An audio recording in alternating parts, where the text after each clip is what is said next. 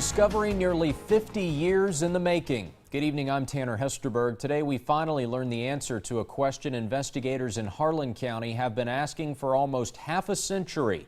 Who is the Mountain Jane Doe? The murdered woman was found stabbed to death on Pine Mountain in 1969 and has never been identified until now. DNA testing confirms the body is that of Sonia K. Blair Adams.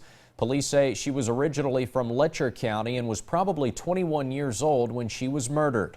I spoke to authorities today about the major break in the case. This small cemetery near Harlan is where a murder victim lay unidentified for 47 years, decades marked by dead ends and setbacks.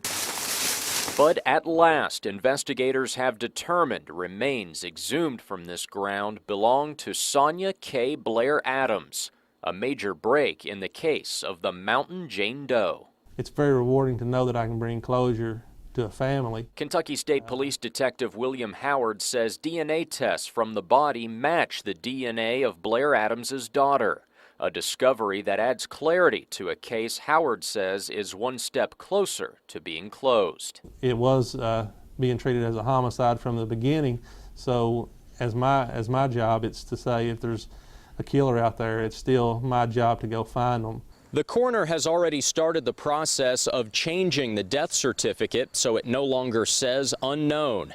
Blair Adams's remains will soon be on their way back here to the mountains, where she'll be able to be buried with a grave bearing her name. It's almost surreal at this point. Harlan County Coroner Philip Bianchi says the body would not have been identified without the help of the Forensic Services Unit at the University of North Texas, which manages the National Missing and Unidentified Persons System. It's a very rare circumstance, and it's something that we're seeing more across the country because of the technology that's available to law enforcement, coroners, medical examiners today. Resources that helped write a new chapter in this mountain cold case.